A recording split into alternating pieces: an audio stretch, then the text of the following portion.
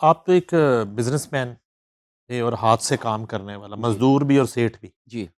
तो ये फ़नून लतीफ़ा वाला जो है, ये अचानक कैसे शौक पैदा हुआ? आपने फिर वहाँ पे कॉन्सर्ट करने शुरू किए, यहाँ से जो है ना वो पाकिस्तानी आर्टिस्टों को बुलाना शुरू किया, इंडियन आर्टिस्ट आते थे। जी। ये सिलसिला किस तरह शुरू हुआ? ये एक्चुअली जो ना मैं ना जब 97 में थोड़ी-सी लाइफ़स्टाइल चेंज किया, उससे मुझे लगा थोड़ी-सी लाइफ़ को ईज़ी करूँ, तो शोज़ वगैरह हुआ करते थे, लोग इंडियन सिंगर्स वगैरह आया करते थे वहाँ पे, तो मैं उनको देखा करता था, अपनी फैमिली बच्चों को ले गए। एक फ़न कोई नहीं था वहाँ पे, अब ये कह लो हलाल मीट नहीं मिला करता था वहाँ पे, जहाँ पे हम लोग रहते थे, वहाँ से 100 किलोमीटर बाहर आके 1-2 दुकानें थी, जहाँ से हलाल मीट मिलता था, एवरी वीक आते थे वहाँ हुँ, पे, हलाल मीट लेके वापस जाके हम पूरा वीक खाते थे। तो अब इस तरह का वहाँ पे मुश्किलात थी पहले-पहले। लेकिन जब हम लोग वहाँ से शो बिज़नेस में मैं आने की मेन रीज़न मैं जाके देखा करता था भई ये शोज़ हो रहे हैं, लोग एन्जॉय कर रहे हैं, लोग हँस रहे हैं, खुश हो रहे हैं। मैंने कहा क्यों ना ऐसा काम करूँ जिससे हमारी कम्युनिटी भी खुश हो जाए और हमें भी कोई अच्छा रिस्पॉन्स मिले। तो फिर मैंने पहला शो आप ये कह लें आशा भोसले जी का और किसी के साथ मिलके अकेला नहीं किया था, किसी के साथ मिलके और अदनान समी जो है इनका शो किया था रॉजर सेंटर में। हाँ। वो उसका नाम हुआ करता था स्काई डोम पहले, बहुत बड़ा वहाँ पे। "खुदरान समी कभी तो नज़र मिलाओ" हो चुका था हाँ जी, हिट हाँ जी, हाँ जी। उस वो दौर में? गाना हिट हो चुका था। हाँ अच्छा, जी। तो फिर वो हमने मिलके किसी के साथ किया। और जब देखा मैंने यार ये तो पैसे भी ठीक है। बनते हैं, काम भी होता है और इज़्ज़त भी मिलती है। हुँ, लोग जानना शुरू हो गए मुझे। हुँ। तो पहले कोई नहीं जानता था, वो अपना वो हम काम करते थे। फिर जब ये लगा इससे अच्छा रिस्पॉन्स है तो फिर मैंने उसको ऐड करना शुरू कर दिया। अब फिर मैंने अबरार उल हक का पहला शो किया वहाँ पे और अबरार उल हक, तारक ताफू और रहीम शाह इन अच्छा। तीनों को मैंने इकट्ठा कर दिया। और वहाँ पे आप ये कह लें फुली पैक्ड शो था हमारा और हाईवे जो रोड जिससे आते हैं वहाँ पे वो बेला गार्डन जगह थी, जिससे एंटर होते हैं बेला गार्डन में तो ब्लॉक हो चुकी थी रोड्स। ये अब सोलो शो है आपका सोलो और कंपनी क्या थी आपकी? शाह एंटरटेनमेंट्स। शाह एंटरटेनमेंट। हाँ जी, अच्छा, ठीक है, हाँ फिर? जी। और उसपे फुली वो पैक्ड और जगह ब्लॉक और वहाँ पे वो पुलिस वाले जो आना चाहते थे अंदर, वो नहीं आ पा रहे थे, इतना ब्लॉक था हुँ। सारा कुछ। फिर वो हेलीकॉप्टर से उतरे थे, हमें रोकने के लिए, बंद करो, ये क्या तमाशा लगा रखा है आप लोगों ने। एनीवे फिर हमने उनसे थोड़ा-सा टाइम लेके वो कुछ अर्स जल्दी बंद कर दिया। तो इतनी दुनिया आ चुकी थी वहाँ पे। तो फिर उससे क्या हुआ जब दुनिया आई, अब दुनिया तो आ गई, अब दुनिया ने हर बंदे को पता चल गया था नासिर शाह कौन है। तकरीबन आप ये कह लो जितने भी हमारे पाकिस्तानी लोग थे क्योंकि हमने उसकी प्रमोशन बड़ी की थी। रेडियो, टीवी, पेपर्स, न्यूज़पेपर वहाँ पे बड़े होते थे पहले उन दिनों में। तो उसकी वजह से हमें काफ़ी अच्छा रिस्पॉन्स मिलना शुरू हो गया। तो फिर जब ये होता है ना वो जैसे होता है मज़ा आने वाली बात है। वो थोड़ा-सा वो अच्छा भी लगा, पैसे भी बने, सारा कुछ हुआ। फिर मैंने हर साल 2 बड़े शोज़ करवाने शुरू कर दिए और 1 आध छोटा शो करवाना शुरू कर दिया। इससे हमारा जो सिलसिले फिर कोई ऐसा ऑलमोस्ट आप कह लो मास्टर सलीम से लेके हंसराज जी का भी लास्ट मंथ टूर किया। फिर कोई बंदा हरभजन मान, कई बंदे को हमने बुलाया और वहाँ पे शोज़ कराए इंडिया से। फिर पाकिस्तानी कोई ऐसा आर्टिस्ट नहीं है जिसका शो हमने नहीं करवाया। तो आप कोई नाम लें, तकरीबन सब के हम शोज़ करवा चुके हैं। टोटल कितने शोज़ कर चुके हैं?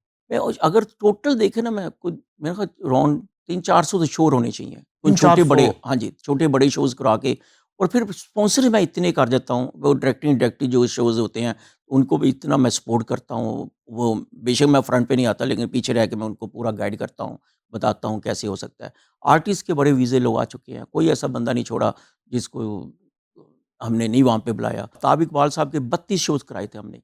कई ऐसे शोज़ जो है ना वो अच्छा, आपने इंडियंस को भी बुलाते रहे आप, जी, पाकिस्तानी आर्टिस्टों को भी बुलाते रहे। जी। ये बिज़नेस तो है, जी, ज़ाहिर है आपका, मगर इसके साथ हम इसको एक पाकिस्तानी कल्चर की प्रमोशन का वर्ड भी देते हैं। जी, पाकिस्तानी जो एक सॉफ्ट इमेज है, उसका उसको उसकी प्रमोशन भी कहते हैं। तो डायरेक्ट इनडायरेक्ट आप ये भी कर रहे होते हैं। जी। अच्छा, अब बतौर प्रमोटर थोड़ा-सा मुझे बताएँ कि इंडियंस और पाकिस्तानी फ़नकारों में ज़्यादा प्रोफ़ेशनल कौन लगा आपको? देखिए, अगर देखा जाए ना तो तकरीबन ये सारे लोग अपने घर के पूरे होते हैं। ये आपके नहीं होते। ये मैंने जो देखा, जो सीखा इन लोगों से। ये अपने घर के लिए सही है, ये अपने लिए ठीक है। लेकिन आपके लिए उतनी देर तक ठीक है जितनी देर आप इनको प्रॉपर लुक आफ्टर कर रहे हैं। जैसे ही आपको इनको लुक आफ्टर करना छोड़ेंगे तो फिर टेंशन शुरू हो जाएगी, इनकी भी, आपकी भी, सबकी टेंशन शुरू हो जाएगी। तो इसलिए मैं कोशिश ये करता हूँ, मैं इनके होटल में पैसे पहुँचा देता हूँ, भाई इतने बजे पहुँचना है। अब ये भी साथ मैसेज भेज देता हूँ, भाई आपने लेट नहीं होना, इतने पे पहुँचना नहीं पहुँचना है। अब ये मुझे उस चीज़ का फ़ायदा होता है, जब इनको पैसे मिल जाते हैं ना, तो फिर लेट नहीं होते ये यूजुअली।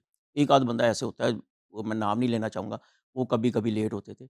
लेकिन बाकी मोस्टली जो लोग हैं ना, वो लेट नहीं होते। अच्छा, अक्सर हमारे बड़े दोस्त हैं प्रमोटर दुनिया में, मैनचेस्टर में अतीक मलिक एक दौर में यही दौर था, जब वो साल के 16-16 शोज़ करते थे। पान रिदम, लंदन में शोएब आलम, सुपर मस्ती के जी। नाम से, अमेरिका में चाचा दरीस मरहूम, जी, जी, फिर ऐसे उनके ही। बेटे ने भी अब शायद अभी करते हैं कि नहीं करते, उनसे हमारा बड़ा वो बड़े शोज़ करते थे। इधर कनाडा में आप कर रहे थे। तो मोस्टली लोगों के साथ तो इस तरह हुआ हमारे प्रमोटर दोस्तों के साथ कि आपने आर्टिस्ट बुलाए हैं, उनके साथ टीम बुलाई है, तो एकदम से 1-2 बंदे बीच में से गायब हो गए। जी। इस तरह के वाक़यात हुए? बिल्कुल, मेरे साथ नहीं हुए। ये मैं बड़ा लकी रहा हूँ, इसलिए मेरी कंपनी अभी तक जो कह लें बड़ी गुड बुक में है। हुँ। मेन रीज़न ये है। अब मेन रीज़न क्या है, मैं जब भी कोई लोग आते हैं तो मैं कोशिश करता हूँ उनका पासपोर्ट अपने एम्प्लॉइज़ को तो भई अपने पास रख लें सेफ में, ताकि इनको जब जाना है तो तब दे देंगे। एक तो पहला काम ये करते हैं। दूसरा हम मेक श्योर करते हैं, अपनी सिक्योरिटी वगैरह हायर करते हैं ताकि बंदे बिल्कुल गायब ना हों। उनको वॉच किया जाता है वेरी केयरफुली। वहाँ पे क्या है, अगर कोई बंदा एक भी बंदा स्लिप हो गया तो आपकी कंपनी को ब्लैक लिस्ट कर देते हैं। अब मेरा आज की डेट में भी अभी भी मैंने पिछले वीक भी कुछ वीज़े लगवाए हैं इसी वजह से, ताकि लोगों जो होते हैं एम्बेसी की नज़र में हम वेरी अच्छी बुक में हैं, वेरी गुड बुक में हैं। ज़रा ऐसे लोगों को तो बताएँ ना जो स्लिप होते हैं, फ़र्ज़ जी, करें, तो वो कितनी बड़ा आसान है वहाँ पे स्लिप होके ज़िंदगी गुज़ार लेना? नहीं, आसान नहीं है। तो फिर? ये तो देखिए, ज़रा समझाएँ। ये एक्चुअली उन लोगों की गलतफ़हमी होती है, क्योंकि हमें ना मिसगाइड किया जाता है, ये हुँ। कह लें दूसरे लफ्ज़ों में।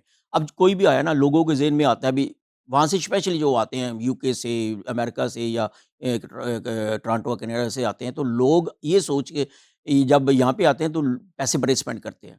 अब जब पैसे स्पेंड करते हैं, लोगों के मुँह में पानी आता है, लोग कहते हैं यार ये तो पैसे बड़े कमाते हैं। हालाँकि इन-इन लोगों ने वहाँ पे जो रहते हैं बड़ी मेहनत करते हैं, 20-20 घंटे, 18-18 घंटे काम करके वो पैसे बनाते हैं।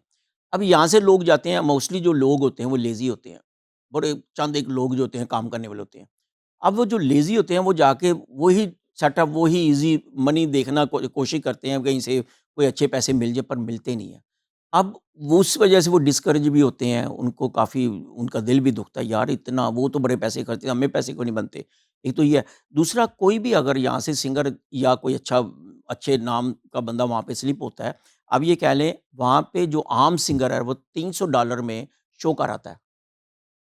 अब जो यहाँ से जाते हैं, कोई भी नाम ले लें, किसी का नाम ले लें, जो यहाँ से जाते हैं कोई भी अच्छा जिसका नाम है, वो 20,000, 25,000, 50,000 तक लोग लेते हैं डॉलर्स, जो कि वहाँ पे एक शो करने का। अब वो लोग जो जहाँ से जाके इतना पैसा बनाते हैं, तो वो तो बेवकूफ़ ही होते हैं अगर स्लिप होते हैं। जो लोग छोटे सिंगर होते हैं, वो बेचारे स्लिप होके ही कोशिश करते हैं, फिर मज़दूरियाँ करते हैं, बड़ी छोटी-छोटी जॉबें करते हैं, किसी कैश पे काम करने की कोशिश करते हैं, कुछ ना कुछ करने की कोशिश करते हैं ताकि वो किसी तरह अपने आप को सर्वाइव कर सकें। लेकिन मैं यही कहता हूँ, अगर जाना है तो अच्छे तरीके से जाओ, वैसे स्लिप होने की ज़रूरत नहीं है। आपको एक अच्छा फ़नकार है ना, उनको वैसे ही हमारी गवर्नमेंट सपोर्ट करती है। उनके लिए ईज़ी लाइफ़ ये है, अगर प्रॉपर तरीके से वो अप्लाई करते हैं, उनको एलएमआई मिल जाता है, उनको वर्क परमिट मिल जाता है, उसके बाद वर्क वर्क परमिट के बाद पीआर मिल जाता है, फिर सिटीज़नशिप मिल जाती है। स्टेप्स हैं, बहुत सारे लोगों ने ऐसे किया हुआ है। अब लेकिन अगर कोई लोग कहते हैं नहीं जी, एक दिन में कुछ हो जाए, एक दिन में कुछ होने वाला नहीं है।